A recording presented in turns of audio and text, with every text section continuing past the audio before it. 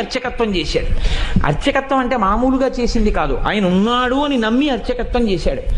బ్రహ్మాండమైనటువంటి కరువు వచ్చింది.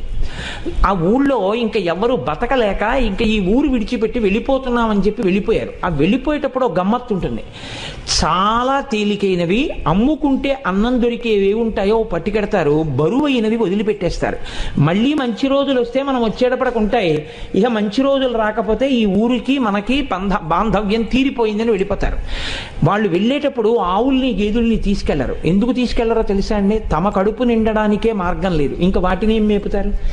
కాబట్టి కరువు వచ్చినప్పుడు ఆవుల్ని గేదెల్ని ఇంకా పోషించలేక ముందు నీరు పోయలేరు, కాబట్టి వాటిని వదిలిపెట్టేసి వెళ్ళిపోతారు.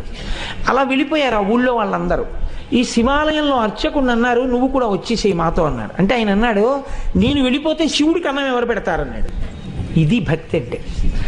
అందరూ